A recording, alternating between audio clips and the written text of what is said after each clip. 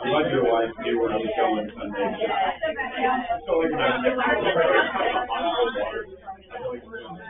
Well, yeah, and then she tried to somebody got it. We never came back to that and talked about it. Like, that's my fault for not. We can get back into it. Now, the other comment, she dropped the eggs up. I really had thought of your point. I've noticed it multiple times in the last couple of years. Way more sad. It is catering. So your body is more of a good point. I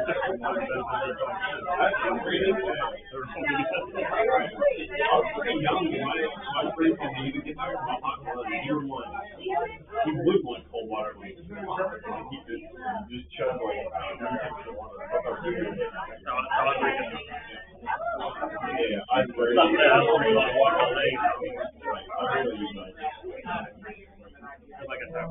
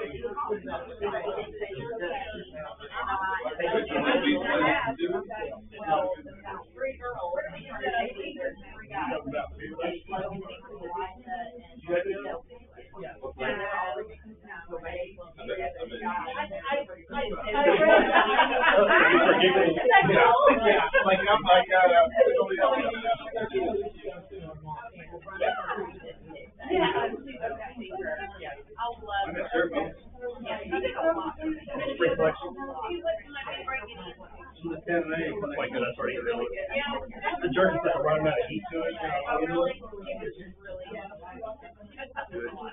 I can make it at home, but it goes like that. Yeah.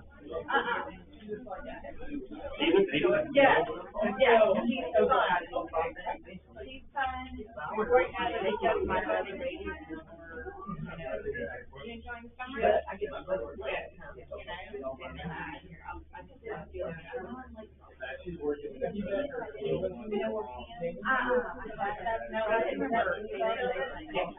Do it.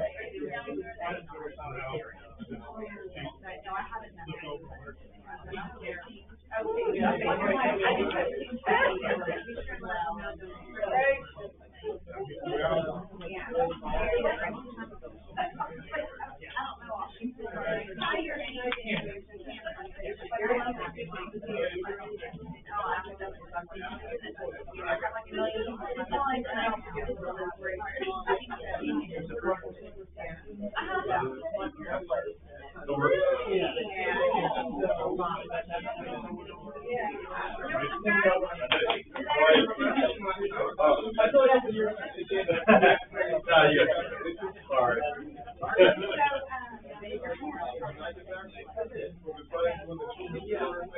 Right, everybody. go ahead and light this candle and get it going. We just keep on talking. I can't do that. Excuse me, everybody. You can't get anything. Is it 1, 2, 3, all eyes on me? Can we go to recess? She's no longer a fourth grade teacher. She's going into the art. So. Stacy needs to go in the hall. We're gonna go ahead and get started. Is there anybody coming behind you, Jim? That's all. I'm kidding. Hang on quick. I'll ask Logan to say a prayer for us, and we'll go ahead and get into the lesson. Let's pray. Father in heaven, we thank you for this day. Thank you for the beautiful weather you've given us and the creation that we can see growing all around us. We pray that as we get together this evening to study your word, that we would do so with open hearts, open minds, and that we could look for things that we can apply in our lives so we can be better servants for you. Pray for Clay and all the teachers this hour, and that you give them a remembrance of the things they've prepared, to be able to explain it in a way that we can all understand. In Christ's name we pray. Amen. Thank you. A way that we can all understand. That's what I hope for. Appreciate that. All right, so Sunday we got into lesson 11.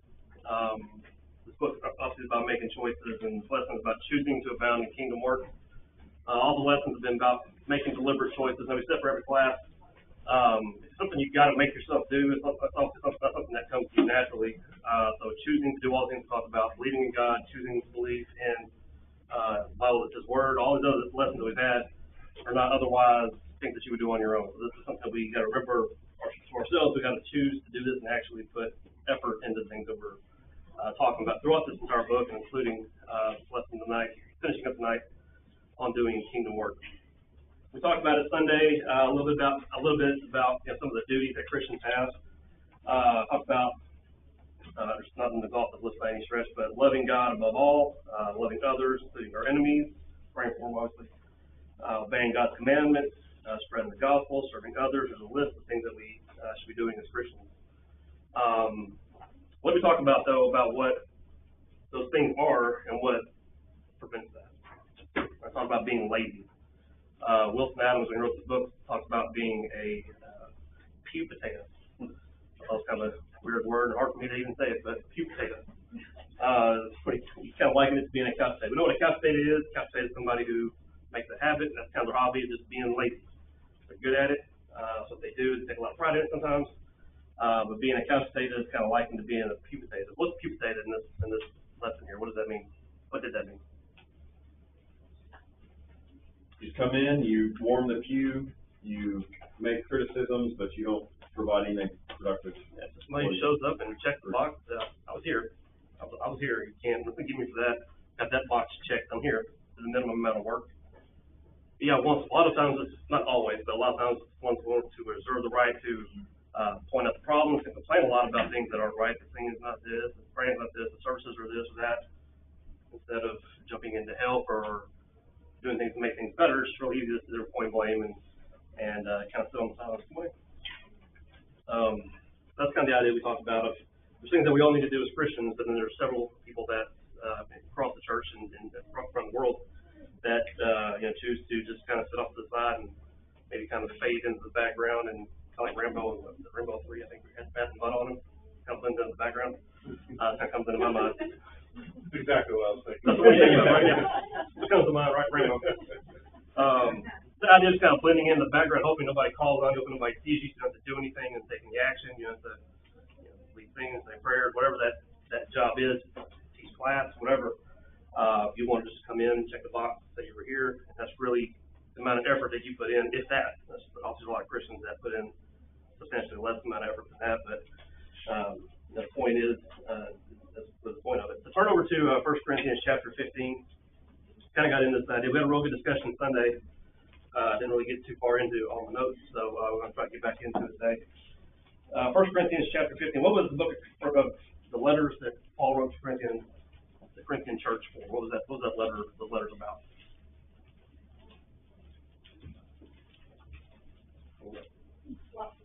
I'm sorry? Lots of stuff. Logan and I will tell you all about it next quarter. Okay. Mostly Logan. We got time for that. Yeah, so the Corinthian church had a number of issues. He was trying to encourage them to do things differently, get back to what you're supposed to be doing, do things right. But in 1 Corinthians chapter 15, verse 58, is kind of where we take the lesson from. It says, therefore, my beloved brethren, be steadfast and immovable, always abounding in the work of the Lord, knowing that your labor is not in vain in the Lord. And then Oswald Wilson kind of breaks this paragraph out here on the first page here on page 62, about God expecting extra effort from his people. Does God expect us to show up? Well, yeah, showing up is part of what you do. That's the bare minimum. That's showing up. That's it. There's a lot more that he expects of us to do here at the church, obviously, and outside the church. That's kind of where this passage goes. I've heard people say that, sometimes the letters and the epistles are not really meant for us. They're meant for your specific context, specific group back then. Doesn't really have any application to us, which I disagree with. I think we all probably disagree with that. I like how Wilson kind of goes into this passage and points out that it's actually for everybody. In this first paragraph here, he says, therefore, my beloved brethren, this is the challenge for the Christians. So it's for all Christians, my beloved brethren, Paul's beloved brethren. That's the challenge for the Christians. Next part of that is, be steadfast and movable. What does that mean for us? What does be steadfast and immovable mean? Make sure you're grounded in the truth. Grounded in the truth, yeah. Consistent. Stand firm. Consistent, stand firm, yeah, all those things. He points out it means loyalty and commitment. And you're steadfast and movable. And not to contradict what you said earlier, but it means you show up. And show up. Right, it means you show up. And I don't always just mean physically to services, but that's part of it. But it's when things need to be done, when there's work to be done, you show up. You don't let little things shake you. Yeah, that's a good point, yeah. Let me put a twist on that. But So Romans 14 talks about, let me read it to make it fair. Romans 14 says, verse 4,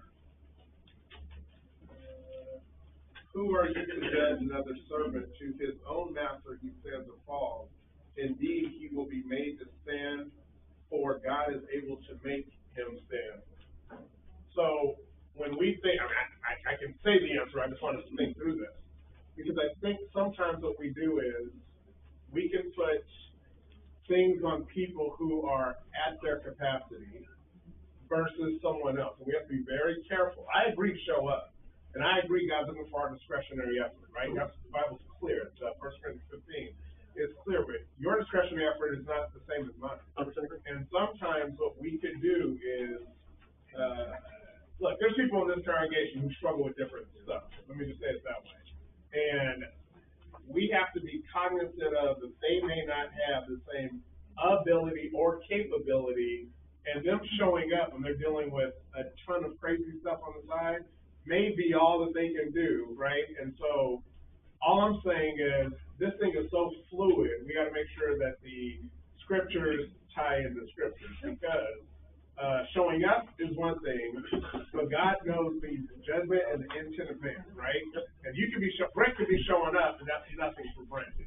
Brandon could have just walked in showing up, and who knows if he just went through the worst thing in the world, and here he comes in, and somebody says, man, why is Brandon walking in 10 minutes? We don't know, nor should we be tripping on it. yeah, no, I totally agree with you. And I think it gets down to what God looks at the heart, obviously, and knows what your intent is. Is your intent to come in and skirt by and only do the bare minimum, where you here giving it everything that you have? And that looks different for everybody. Right. Just your point, everybody does have different abilities, different things going on in your life that sometimes impact. But that's why we got to talk to each other. Yeah, To further my point, I agree with what he's saying there, but so much of that is, my point was, you don't let little things shake you, right? Somebody said something I didn't like. Elders made a decision I didn't agree with, that wasn't convenient for me. All those little things that we allow us sometimes to shake us, to frustrate us, to shake our faith, quite frankly, we shouldn't, because you are so grounded. Amen. yeah. I saw something today, I forget where Facebook or Twitter or something like that, but it was, McDonald's will screw up your order how many different times, and you still go back to the same thing. Church does it one time, people just leave because something went wrong. And it's kind of the idea we have, but Jim, you had a comment? I think when you really think about what the church is supposed to be about, though, it's supposed to be a family. And when I picture that, I think about a family meeting for breakfast together. somebody's down at the table, they're going, where's Mike at? You know, where's Jared at? Where's whoever? And you're connected with each other that you know, oh, he's not good at that, but he's good at this. And he's gonna, or they do have a weakness, and here's what I'm not gonna put him through this. You know, and there's certain things that, you know, doing the duty roster, there's certain things that people really excel at, there's other things that other people excel at. If we're close to each other, we know when there's a problem, we know when there's, when you should encourage it, when you should rebuke someone. Absolutely.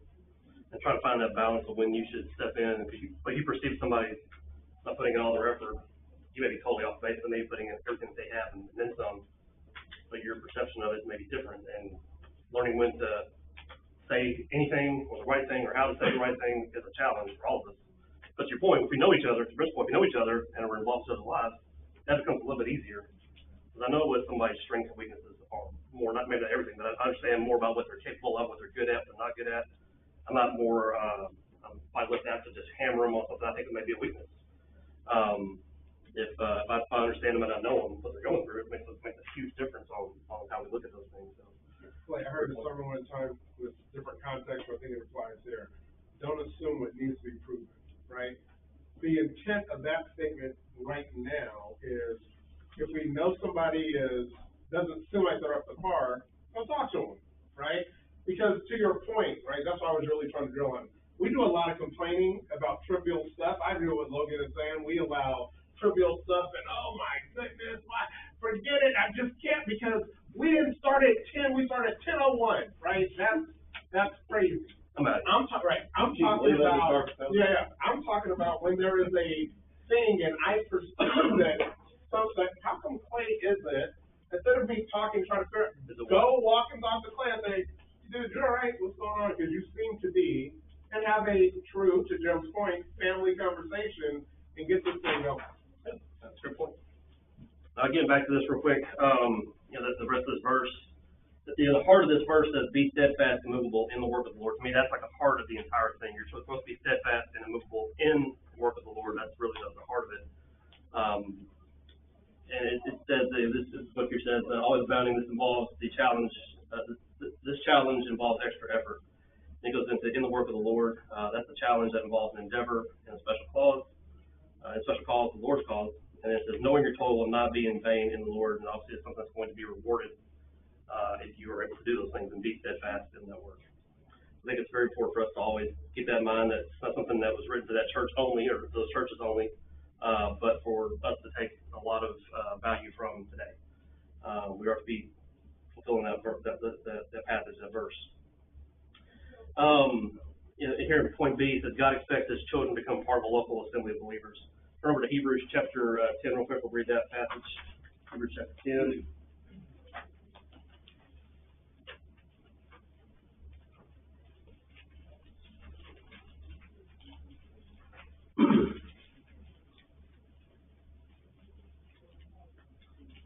Hebrews chapter 10, verse 23 says, let us hold fast the confession of our hope without wavering, for he who promised is faithful. And let us consider one another in order to stir up love and good works. Not forsaking the assembling of ourselves together, as is the manner of some, but exhorting one another, and so much the more as you see the day approaching. So again, just being a member of a local church, is that all we need to do? Is that it? I think we sometimes kind of feel that. I can be a member. Church, I can go do whatever else I want. Well, if I got a membership someplace, I can go do whatever. I may not be involved in that church. Why is it important to be at church? Church is also the people, right? It's not a place, church building. We're here as a group of people. Why is it important for me to be a part of a local church? I can't stir the cake mix, so I'll just stick with spoon. I'm trying to put it on a level you understand, right? I can't stir anybody up for love and good works if I'm not there. Yeah. You just can't. Hebrews 3:13 says, but exhort one another every day as long as it is called today, that none of you may be hardened by the deceitfulness of sin. I think we always forget that. I can skip church and doesn't impact anybody. It only really impacts me. But no, that's not true. If I'm doing my job as a Christian, I should be encouraging everybody around me as much as I possibly can and receiving encouragement from everybody else. You not being there should be felt. If when you are there, you're stirring up love and good works, and you not being there will be missed. Yep. Period. And cake battering getting served, right? So another analogy, not analogy, it's cake batter. No, I don't know, I wanna hear this. Yeah. He's from California, so. Yeah. It's like, this is, church is the huddle to learn God's play. Yep. And then we go out and we do it. And like, to not feel good, to come back again on Sunday, it's to stir up for good works. And even in, Matthew 25, verse 31, when Jesus is talking about the final judgment, it doesn't say for everyone who has an 80% attendance, who is always there, who tithes, full 10%, it's, did you give me a cup of cold water when I was drinking? Did you give me something to eat? Did you give me something to wear? And I said, well, when did we know that? When you just wasted these, just to me. That seems to be the standard. That's the work that we're supposed to do. And then you go to James 1:27, turn on the bottom of religion. It's not that we're at a race to the bottom, but this is the basis. Is visit the orphans and, the widows in their affliction and take care of them, basically. So it's all about works, but how do we know what to do? We come here to learn God's play and then find out how to run it. Yeah, I think it's kind of what the point of this whole lesson, but especially the section we're on here. Does anybody benefit off me giving my minimum? I'm supposed to take care of the women, widows, orphans. If I give the minimum to them, they're not benefiting anything off of that. Just be giving our best effort possible. I'm just tying into that, we're commanded to worship in spirit and truth, and I think we deceive ourselves a lot of times because we get very focused on the truth. We know the truth. We feel like we have all the information. I'm doing 1, I'm doing 2, I'm doing 3, I'm doing 4. And we don't, and sometimes we even criticize other churches or groups because they're so active, but they're not doing anything God told them to. They're just active. But in trying to distance ourselves from that, we lose the active. We just ground ourselves in truth. But we don't have the whole picture either. And we can deceive ourselves, not into inactivity, but even all the activities. Even if you are serving on the table or teaching in class, the world is not just here. Mm-hmm. Yeah, I mean, I forgot how much the time breakup is, but the time we're at here at the building is only 4 hours out of the week-ish. Right, that we're actually here, I mean, not counting visiting afterwards and those kind of things, but 4 hours of actually being here doing something. And the rest of the week is how many hours? A lot of hours. There you go, something like that, yeah. I'm not doing the math on that, but I got some crayons, but, I mean, we're here, like, to Cam's point, we're here doing this is a huddle, coming here to get strength. Yeah, we're supposed to be doing things while we're here, to encourage one another for sure, and to worship and all those things. But this is not, it's really easy to sit here and hammer all things that are going wrong and problems this, problem that. Okay, that's great. You have a lot more going on outside of here that you should be getting strengthened from here to take out and be better out there the rest of the 98% of the time or whatever that time break is. It actually is accurate, 2.5%. 2.5? There you go. Yeah. Ballparking it. Wasn't a math major, obviously. So, but I think the point here is it says the government, may issue its minimum standard requirements regarding nutrition, but the force of Scripture knows nothing about minimum spiritual devotion. For instance, somebody's maximum may be somebody else's minimum, and there's no way for us to sit here and just hammer somebody on the other part. But if we're able to encourage people to do as much as possible, that's what we're supposed to be doing. You get some verses here, Matthew 5, if anyone has to go 1 mile, go with them 2. 2 Corinthians 8, beyond their ability, the Macedonians gave of their own accord. This is probably a sermon in and of itself by itself, but Galatians 6, while we have the opportunity, let us do good to all people, especially to those who are the household of faith. That right there should take up a big part of your life. Do good to everybody, serve everybody, but focus on your brothers and sisters in terms of the household of faith. 1 Peter 3:15, always be ready to make a defense. Does that mean you just kind of give your minimum on giving a defense? What does that mean? If you're going to defend the word, give it your best. That takes a lot of work that goes into it. And the next verse I talk about, apply all diligence. And then Jude 3:10, earnestly for the faith. And he talks about all the passages that say one another, the commands of the New Testament are fulfilled by association with local assemblies. There's very few things that go on that with you as a Christian that involve you by yourself. We're part of a family for a reason. A lot that comes out of that. I wanted to shift gears real quick. Next page here on page 63, 212. Anybody know what 212 is? What that 212 degrees. What does that mean? Boiling point, right? Have you ever read the book by Mark Anderson, or books by Mark Anderson? If you haven't, I recommend them. If y'all got one on being, 212 degrees of serving, 212 degrees of leadership.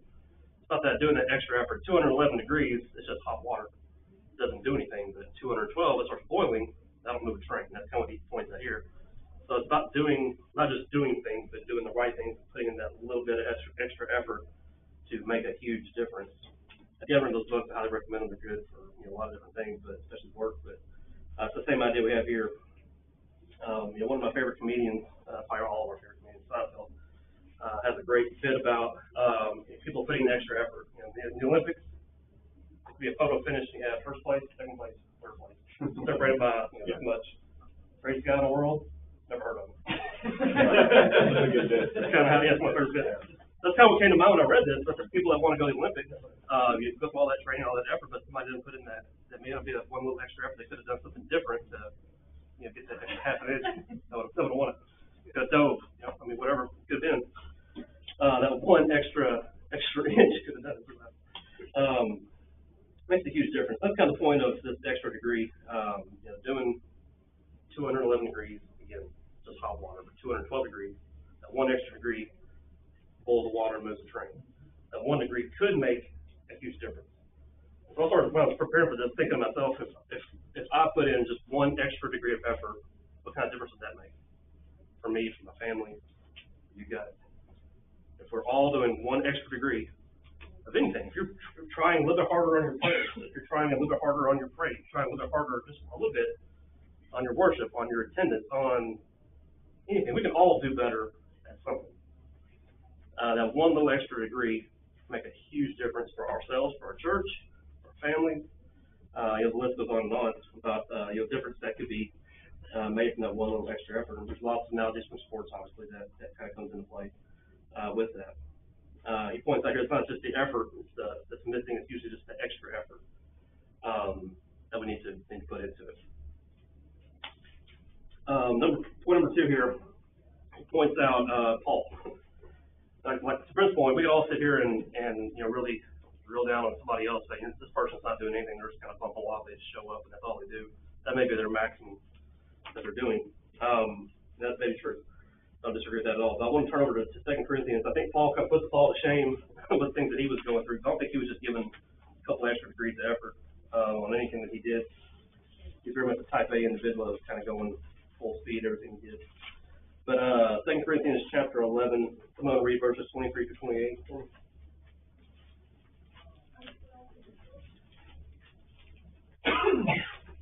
Are they servants of Christ? I am a better one. I am talking like a madman. With far greater labors, far more imprisonment, with countless beatings, and often near death. 5 times I received at the hands of the Jews the 40 lashes less 1. 3 times I was beaten with rods. Once I was stoned. 3 times I was shipwrecked. A night and a day I was adrift at sea. On frequent journeys and danger from rivers, danger from robbers, danger from my own people, danger from Gentiles, danger in the city, danger in the wilderness, danger at sea, danger from false brothers, and toil and hardship through many a sleepless night, and hunger and thirst, and without food, and cold and exposure. And apart from other things, there is a daily pressure on me of my anxiety toward all the churches. So Paul, I think Paul puts us all to shame with the things that he went through because of his level of effort that he put into teaching the people, teaching everybody that he could, to be an example that he could be to everybody. His full life as an apostle, as a Christian, was second to none. And something that came to my mind is that we have that phrase that says, that was the least I could have done. We kind of say that as kind of like an ironic thing. That's the least I could do, which actually means, if you think about it, that was the absolute bare minimum I could have done.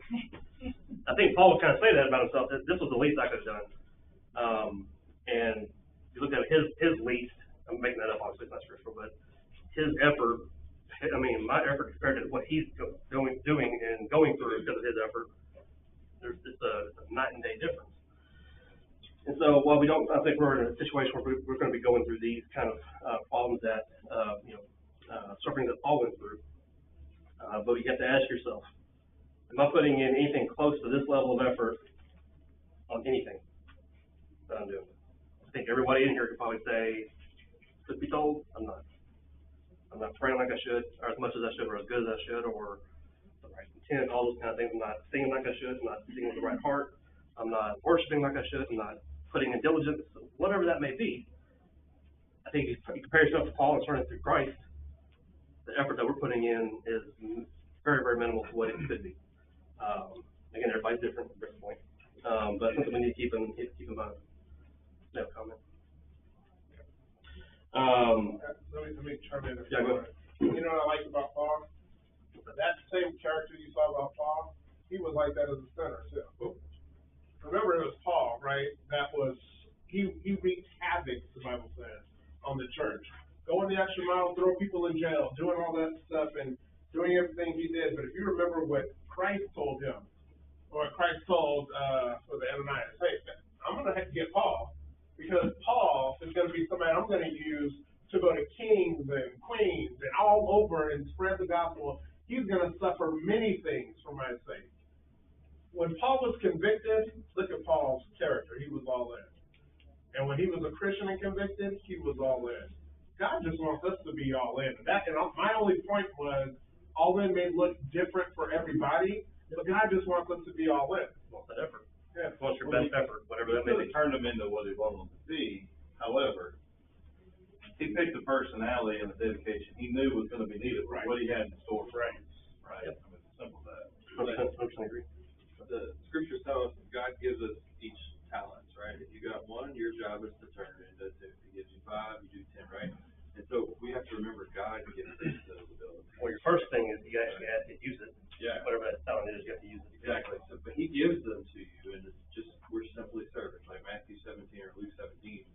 When it's all over, you're just an unworthy servant anyways. But whatever he gives you to bring to life, max it out, give it all back. And so that's why, like, in a way, you're wrong what you said about Paul, right? You do just as much as Paul. God just gave you a different environment to max out. It's just that simple, right? We all have our own lane to stay in, but we have to do it, because when this life's over, your lane is what's judged for you, right? At the end of every one of our lanes. Yeah, and I think that's something we maybe need to talk about also is, when do we, how easily do we, see any kind of difficulties? I tried teaching this one person, and then I'm like, that didn't work out. I'm not going to do that again. We give up. It's really easy for us to come up with excuses on why we couldn't do more, or couldn't keep doing whatever it was we were doing. I don't need to come to church because they're all hypocrites. I don't need to come to church because the preaching is terrible. I don't need to come to church because, you name it, I don't need to do whatever it is because something's wrong. I make excuses for it. I don't see that out of Paul. I don't see that out of Jesus. It's really easy for us to do that, I think. I think some of us do that, myself included. But I don't see that out of Paul. Paul says he could have used any one of them as an excuse to go, you know what, I'm a little sore today. Have a rib broken from getting stoned. I don't need to go to church right now. I don't need to keep walking to the next city. I'm gonna take a break for a little bit. Toad yesterday. You just kind of grab his leg and Yeah. go to the next step. Hey, well, that's part of why everybody else around you is so important, why you're so important to them. I mean, ask any athlete, what coach had the most impact? Usually it's the one that pushed them the hardest, and they realized that they could do something because that coach pushed them that they didn't know they could do otherwise. And that's where the stirring up one another to love and good works comes in, because sometimes it takes somebody else pushing you a little bit for you to realize what you can't actually accomplish. Yep, I totally agree. And that's kind of Paul was being that example for everybody else. He's like, look what I'm doing, and try to do some of this with me. Yeah, I think that's 100% agree, 100% accurate. That you see people doing the height test, try to jump up the sticks and try to get as high as they can. And the next jump, what do they usually do? They do it again. They do it again, and they go a little bit higher. Yeah. Stretch goal, right? That's something I think we can all learn from. Again, it's a sports analogy, which are, plentiful on sports analogies right here, but, but, there's something to be said for that. That's something we can all learn from is, yeah, I can do something, but yeah, can I do more? Yeah, a little bit, that one extra degree of effort in, make a world of difference. He does talk about, some of the preoccupations, that may, stop us, talk about, hobbies, sports, obviously, or something that, we talked about many, many times in here about things that get in our way. An idea that came to my mind was, back in Colossians chapter 3, verse 2, it's about that, we talk about this a lot, about the idea of when you become a Christian, looking up and having that upward focus. Not physically to the sky, but I mean, you get the point looking towards heaven. have, and that's your focus. And if you're looking down here, you're gonna get stumbled up and tripped up by things that are down here. But if you're looking at the right things, you have the right goals in mind, spiritually speaking, you know, those hobbies, those preoccupations, whatever that may be, won't be as big of a hindrance if you focus on the right things anyway. That's the point that came to my mind. I don't know if anybody had any additional thoughts on that, about preoccupations, things that may stop us from giving extra effort. Anybody have any comments or questions about that? This is one thing with comparison to Thief of Joy. So if you compare yourself, say, well, I'll never do that, so that's why I do nothing. One thing I love about Christ, the Great Commission, that he went to all the world and, preach. He doesn't give us a quota. He doesn't say, like to your point you said before, it's like, I tried to teach this one, he didn't do it, so therefore I'm not very good and I'm gonna stop. Yep. God doesn't say, hey, you have this conversion rate. He just said, go tell people. God gives an increase. Leave this thing as far as you can. Do as much as you can, no matter what ground it hits, just get there and teach. And you think about it, I guess that may be like the only thing that comes across as being the minimum. The minimum is go out and teach, right? So it kind of counter does it last year, but, We talked about in our last week, in our last lesson, about the cost of discipleship. And he said, go out and teach, follow me. And what was the excuses? And we talked about that. One guy said, I gotta go bury my father. And Christ said, go ahead and bury your father and come to me later. He said, no. He didn't say that. He said, let the dead bury their own dead. And one guy said, let me say goodbye to my family. He said, you don't have to do that. You follow me now. Excuses are going to be prevalent on the day of judgment, and I'm just not sure how much Christ is going to accept excuses. This was his last sermon, by the way, when he talked about this. if you ever had any kind of a coach, you know what excuses are about. So don't direct excuses, but I think we're going to get quizzed or judged on our excuses. I think in judgment, why did you not do this or that? Whatever excuses you throw in there for not doing it, doesn't mean it's valid. At this point here, I do want to read this at the very bottom, page 63. This is about a point made from an elder of another church. It said, we have too many young families who don't make time for the Lord's Word. It's even hard to find teachers willing to devote time to teaching Bible classes. So again, there's a lot of things that could pop up and prevent us from doing extra work, doing a little bit of extra effort. That's something that he got from an elder in one of his congregations. Yeah. Were you finished with this? Yes, ma'am. I don't want to interrupt you. I was just gonna say too, that goes along with what everyone has said about knowing each other, also not being defensive when someone sees more in you. Like, I could say, I don't know an example right now, but I do remember this, so it's like, when, like, no, but like, when we had young kids at home, like, I would feel very overwhelmed about stuff, but you're very efficient and but you'd be like, you can do, like, not saying you can, I'd be like, I can't do anymore, I can't do this, and you're like, you can do whatever you want to do, and it would frustrate me. But it would frustrate me at first, I'm like, you're not hearing me, I can't do this, like, I would more be defensive, like, I've reached my limit, but sometimes other people can see in you things you can't, and so that's another reason to be stirring one another up, not to necessarily take offense if someone thinks you can do more, but realize someone sees a talent in me that maybe I'm not using. I think that's great. I mean, having people have mentors in their life, mentors at work, mentors in their personal life, should be somebody that points those kind of things out to you and says, you're doing good things, but I think you can do more. You're capable of doing more. That's what you do with your kids. That's what you do with your friends and anybody. You say, I think you're good at this. I think you'd be great. And not in the way that Brett's saying, like, everybody has their limits, but sometimes we know that. We genuinely do see in other people things that they aren't realizing is a gift in themselves. Kind of a work principle, something that I heard from some of our educators, but put it into Christianity. Our brother said, God He gives the increase. So in many ways, what we do each and every day, the most important person in front of you is actually the person that you haven't met yet, right? Because God's given the increase, the more people you contact and throw the seeds on, right, then God gets to do the work on it, right? So in our book, that's kind of that's our whole job, is to get the word out there so God can throw more on it. So, but it takes a full team effort to do that. So it's kind of a neat idea when you think about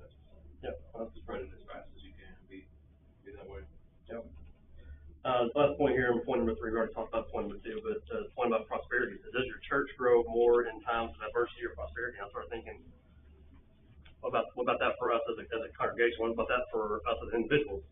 Do we grow better in times of prosperity or in difficult times? What do y'all think about that? Depends on the person, there's both. Yep, completely both, yep. I think myself, personally, I think I've always grown more when difficult times show up. You find out what you're really made of, and, you surprise yourself, what you go through, what you're able to do sometimes, but it's not about you, but you sometimes get better. It's my experience, I've always gotten better going through difficult times. But yeah, to your point, people may, experience different things and get better with good times, as well, so yeah. COVID had a big effect on our congregation and on the church throughout the land. And a lot of people grew weaker because of it. Yep. It's really easy whenever things are going good, it's easy to kind of sit back and say, nothing's broken, let's keep this going, and not try to continue to improve and get better as a church, as an individual. I think it's all, we all kind of see that, and you kind of like this eating a big meal, when you get full, you're kind of like, well, I'm good, time for a nap. But that's not how we're supposed to be. We're supposed to always continue to, get better and continue to be as strong as we possibly can as a Christian, and of course encourage other people, make other people stronger as well. Joe, comment. Shifting on down to the third part here on page 64. Problem's not information, but motivation. I've seen churches in the past, churches I've been a part of, those places, that I think apathy was a killer.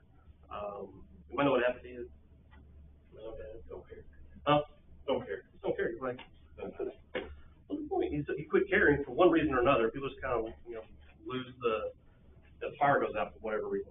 Because something that happened to them, because something church isn't going the way they wanted. They've been that lazy person maybe, or maybe they weren't that lazy person, but they just got tired of being, feel like they're the only ones that are on fire and doing as much as they possibly could, and they see nobody else doing that, so they kind of lose their own fire. They get that apathy kind of gets to them. That's kind of what came to my mind here is about this.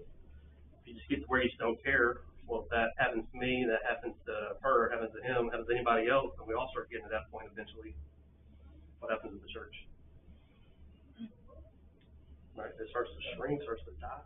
Well, that's what happens if we summarize everything that's been said, right, and I love what our California brother said, not to say this is from Cali, but look, here's the point. If we're always coming together instead of bickering and fighting, you're not stirring up love and good works to go do work, right? You get apathy at that point because why should I gotta fight with them out there, then I come home and fight with the family too? What's the point of being around? And eventually, it's just death, and then you're numb, and you don't care. But that's Satan's game, right? So if we should be coming in focusing on good, helping each other get better, look at the positive, not that just low-hanging nonsense. Focus on how can we make each other better? How do we stir each other up? So that we're motivated, because when you get out there, Satan's about to wear you out. So if you let him wear you out in here, and you get wore out there, how long do you think the fire is going to really stay clean? Good point. That's kind of what happens to the churches in Revelation. They kind of point out here, the church of Ephesus. Even though all things were going bad with those churches, what led to those challenges? Talked about it a little bit on Sunday. Part of what that was apathy. Somebody quit caring at some point, and then started getting a little bit lax. And what moves in? He created a vacuum for Satan to show up. Yeah. He's employee of the month. Every month. He shows up to work every day on time. He's gonna clock in and go to work on you. That's kind of that message that happened to those churches. I feel they got lax for whatever reason. Apathy creeps in. Yeah, Clay, did you hear about the preacher preach on ignorance and apathy? And after church, somebody said, "What do you preach on today?" And he said, "I don't know, and I don't care." I like that. Yeah, that's true though. But those churches that are read about in Revelations, were in trouble, spiritually speaking, because of they didn't put the diligence into it. Why did they not put the diligence into it? Ask yourself that. What caused that to happen? It's a lack of care, it's a lack of effort, all things we've been talking about. That's kind of the warning with this lesson. If you're not choosing to do the right things, putting in the right effort, and putting in extra effort even, you're running the risk of turning into one of these churches. But it doesn't mean like all false, obviously, but the churches are. Everybody thinks they have limitations. don't wanna go speak to strangers. You know, speak to people in your own family. Build up the people here, because I've seen churches that don't have young people, that the future's pretty short for them. I mean, when people come here and visit, one thing they're always extremely excited about is how many kids we have. Because if they have kids, they know they're gonna feed off of each other and grow. If we don't have children that are gonna continue what we're doing, you know, the existence of the church ain't gonna last long. So if you can't speak to somebody that's a stranger, build up our young people, encourage them, because they're not scared. You know, when I ask them to do something, can I do more? And we need to find. We've got young guys that do that. The ones that ask me about doing extra are probably the young guys, the older people are around. But they're hungry, and if we would measure ourselves to one of our younger people and say, I'm gonna be like them, instead of, I'm gonna be the leader, I'm gonna be like them. I'm gonna jump up and be front, wave my hands and say, I'll do it. Encourage them, the guys and the girls, because they're the future. I mean, think about, misery loves company, right? If you're somebody who comes into church and you're apathetic, or you're complaining, or you're always bad, whatever it is, you're complaining about, whatever the situation is, it's gonna magnetize to you. Somebody else with the exact same feelings, and you're gonna multiply, and it's gonna start growing from there. You know, I had a mentor back when I was in, a kid back in Arkansas, preacher's dad, Mr. Carl. One thing he always taught us was that, you know, if you throw a bad apple into a batch of good apples, what happens? Spoils the entire thing, right? That one bad apple just turn everything else horrible. That's kind of how this, I think it comes about. It's kind of how these churches, in my mind, it also came to be, is that apathy crept in, laziness crept in, and then started getting relaxed and stopped caring about what needed to be done right, and then eventually the church is in a hole. And but again, he points out that, you know, he tells them to repent, gives them instruction to come out of those things, repent and do the deeds that you did at first, the church at Ephesus and then Sardis, wake up and strengthen the things that remain, which are about to die, and Laodicea, he tells us to repent. Other in chapter 3, verse 19. So I mean, just because things are bad, those were still churches over there.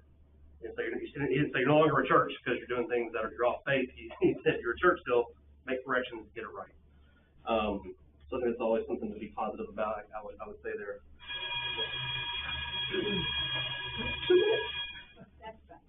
Thanks, everybody. If y'all want to take a Kleenex, you can fry. It's my last time to teach in this class. Sorry about that.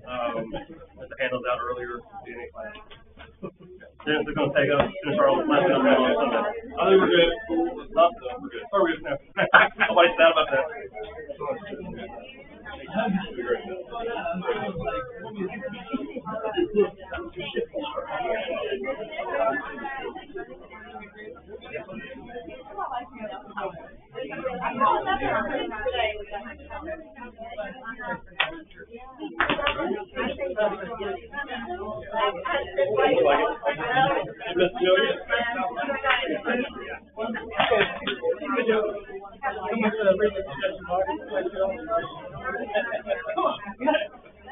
Church this time, we got it.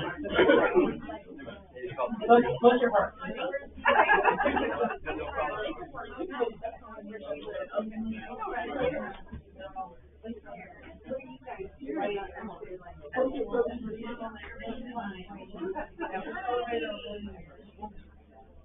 No, we didn't. It was a short weekend. But yeah,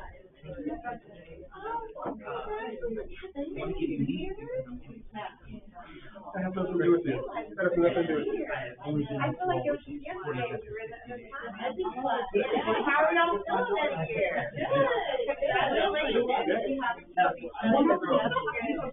You're still breathing, those are all good signs.